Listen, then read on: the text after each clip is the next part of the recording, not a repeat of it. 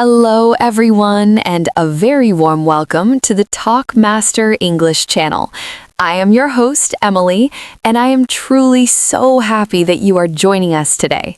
Hi, everybody. I am Tom. It is a beautiful day, and we are very excited to spend this time with you.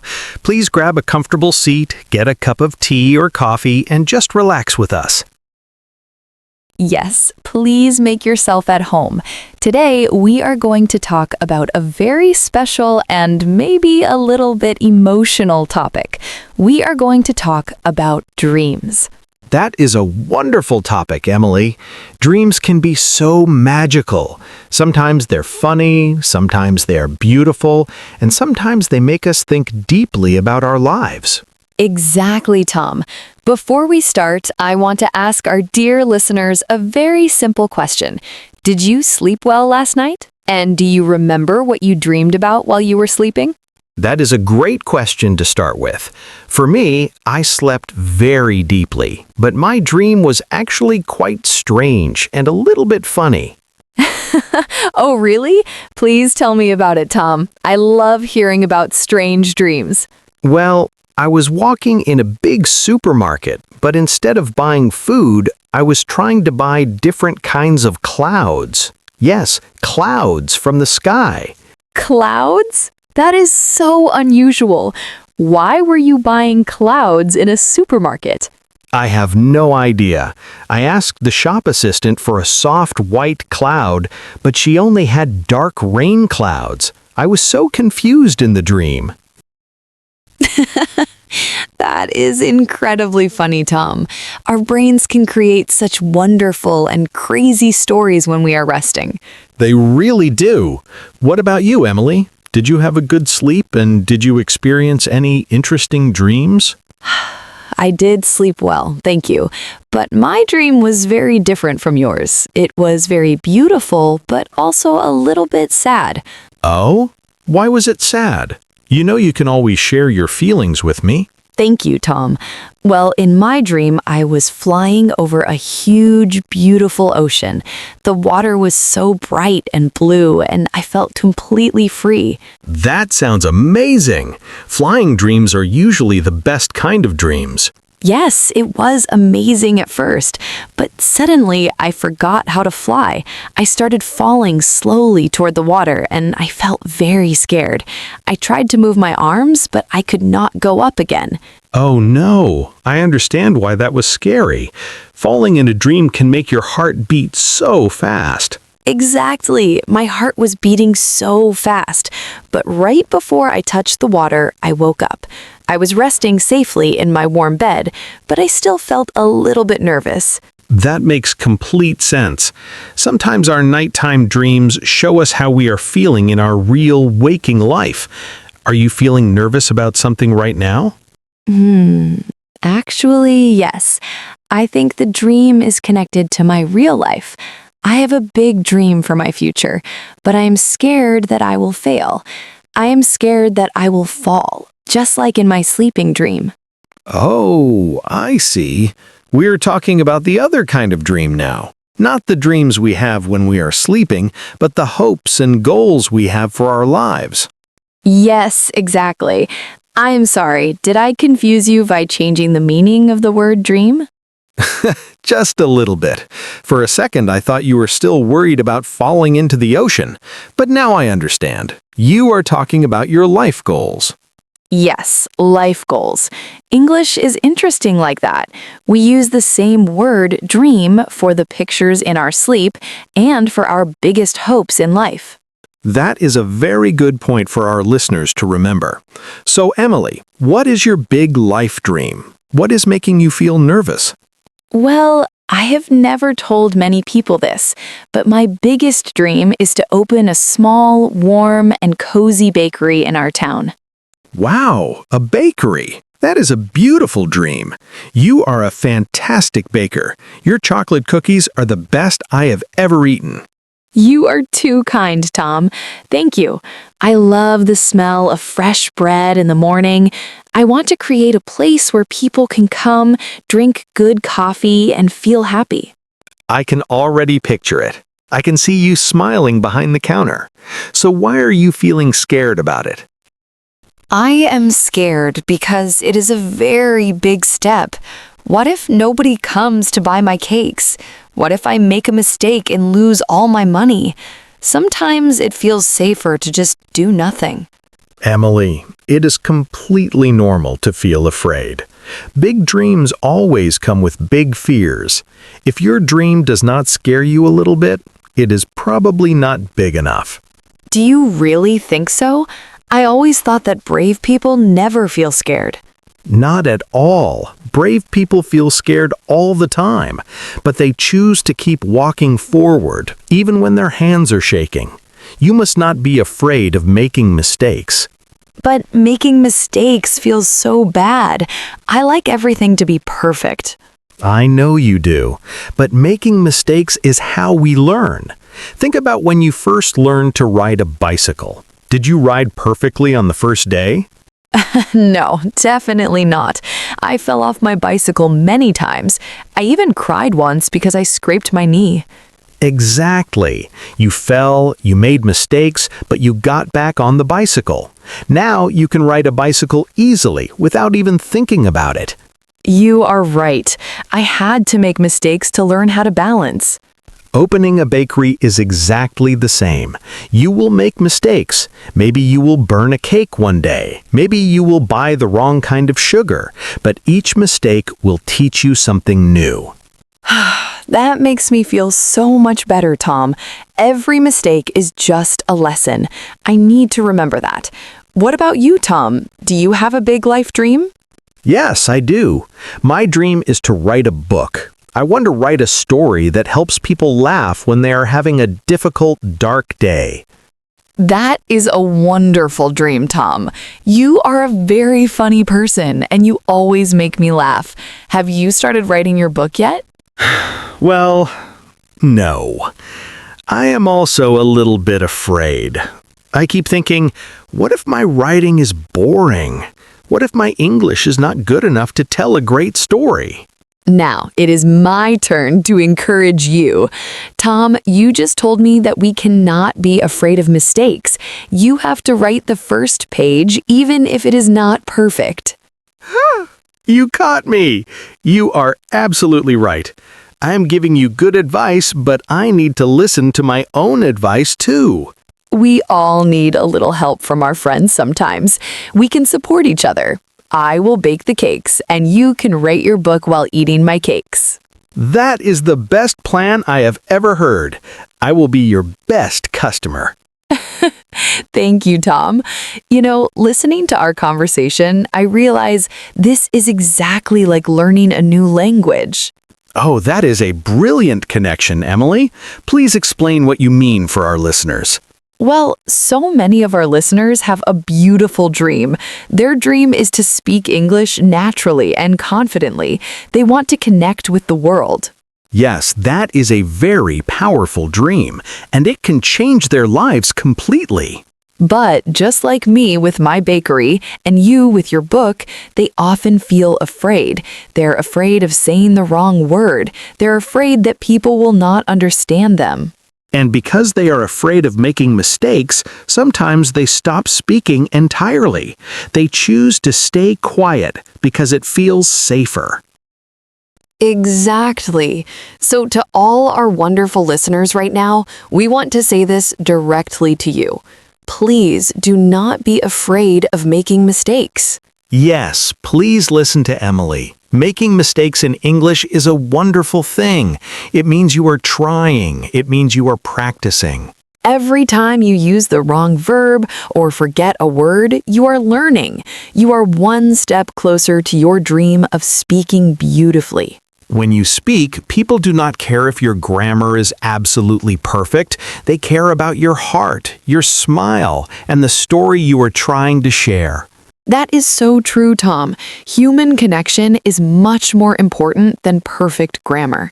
If you stumble and fall, just get back up. Gently try again. And you are not alone. We are right here with you, cheering for you every single day.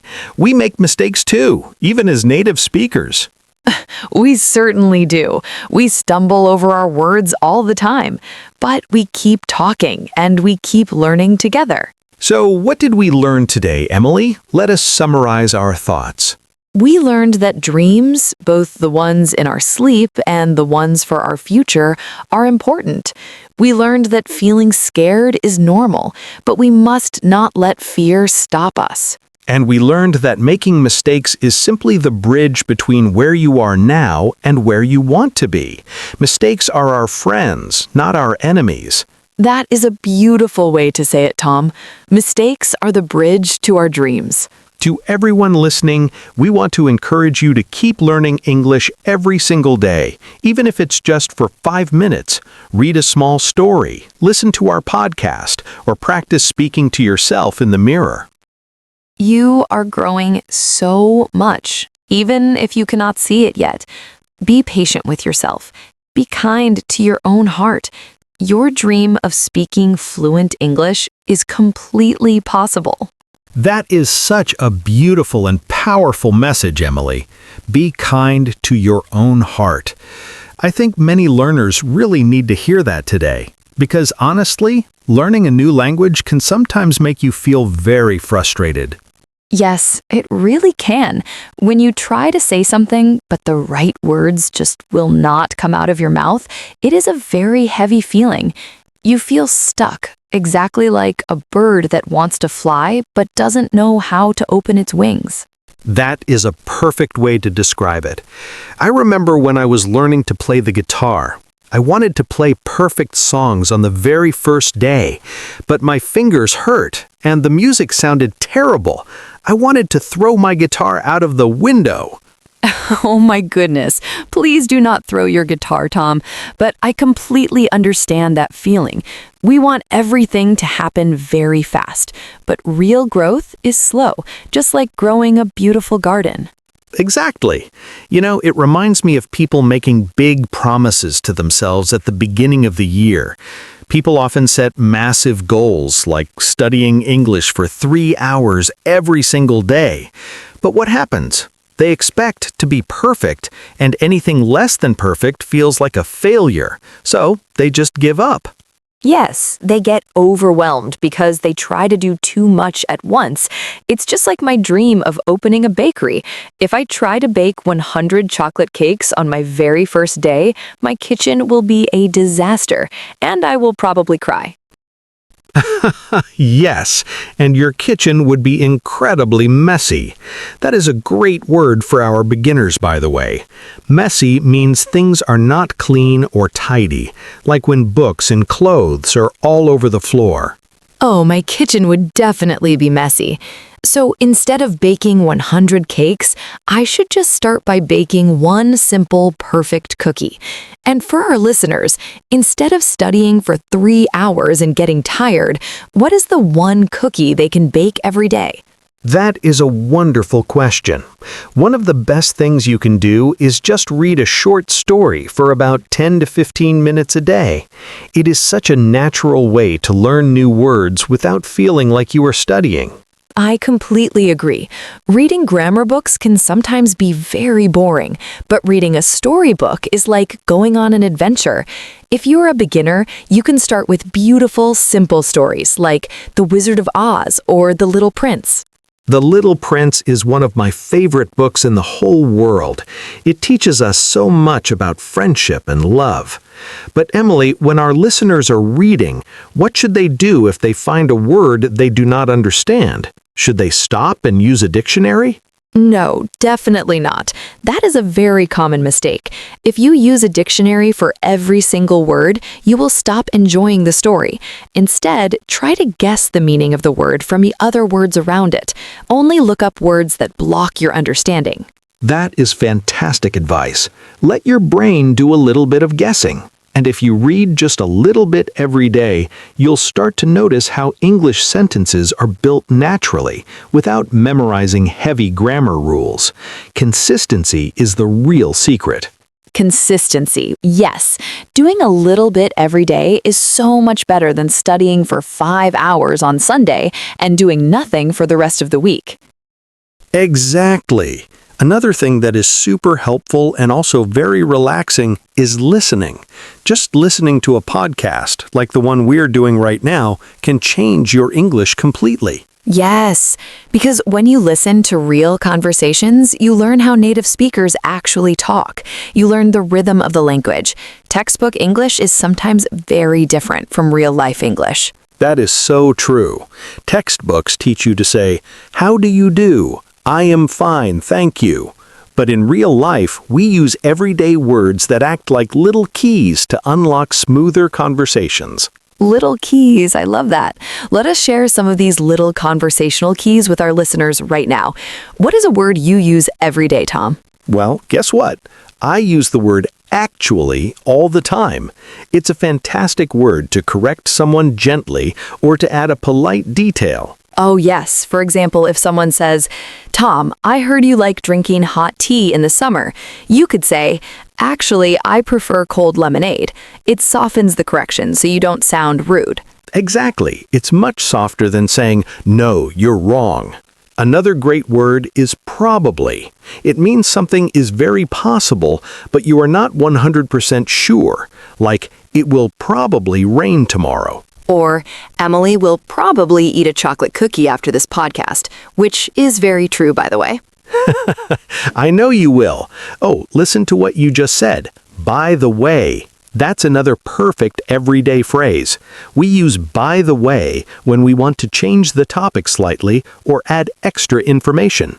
Yes. Imagine we are talking about going to the supermarket, and suddenly I remember something. I can say, "By the way, Tom, did you remember to buy milk?" It makes the conversation flow like a gentle river. And if we get completely distracted and talk about milk for 10 minutes, how do we go back to our main topic? We use the word anyway. Like, "Anyway, let us get back to talking about learning English." You are a great teacher, Tom. These words, actually, probably, by the way, anyway, they are small, but they make you sound so natural and human. They show that you are thinking and feeling. Speaking of feeling, Emily, sometimes learning English makes people feel a little bit annoyed. That is another good word. Annoyed means feeling a little angry or impatient about something, small. Like when your internet is very slow and you cannot watch your favorite YouTube video, you feel annoyed. Exactly. Or if you can't open a jar of jam no matter how hard you try, you might feel frustrated. Frustrated is when you feel upset because you cannot achieve something. I think many learners feel frustrated when they forget a word they just learned yesterday. They think, "Why is my brain not working?" But please, to everyone listening, do not beat yourself up. Yes, please do not criticize yourself too heavily. Forgetting words is completely normal. It happens to me, and English is my native language. Sometimes I walk into a room and completely forget why I went in there. Oh, I do that all the time. I walk into the kitchen, look at the refrigerator, and think, what was I looking for? We are only human, and learning a language is a deeply human experience. It really is. So if you feel frustrated today, take the pressure off yourself. Close your books, go for a walk, play with your dog or your cat. By the way, Emily, did you know I was thinking about getting a pet? Really? Oh, what kind of pet? A dog or a cat? I think I would rather get a dog. Dogs are more loyal than cats, but they are a lot of work. You have to walk them every single day. That is a good point. What about something smaller? Maybe a beautiful little bird? Maybe, but I don't really know how to take care of a bird. Anyway, we're getting off topic. This is a perfect example of using anyway in a real conversation. Yes, it is. You see, dear listeners, conversations are not perfect straight lines. They go left, they go right, they stop, and they start again. When you speak English, do not try to be a perfect robot. Allow yourself to be a little bit messy. I love that advice. Be a little bit messy. Speak with a smile. Use your hands. Laugh when you make a mistake. When you speak, people do not care if your grammar is 100% correct. They care about your heart and the story you are sharing. Absolutely. And remember, you do not have to do this alone. We are here with you. You can listen to our voices while you are cooking, while you are riding the bus, or while you are cleaning your room. Yes, you can squeeze English into every small part of your day. You can listen while you are doing the washing up. Let the language wash over you like warm water. Slowly, day by day, your brain will start to understand more and more. You will start to notice a feeling of magic. One day, you will be watching a movie or listening to a podcast, and suddenly you will realize, oh my goodness, I understood that whole sentence without translating it in my head. That is the best feeling in the world. It is the reward for all your patience and all your hard work. It is the moment you realize that your beautiful dream is finally coming true. So, let us summarize our gentle advice for today.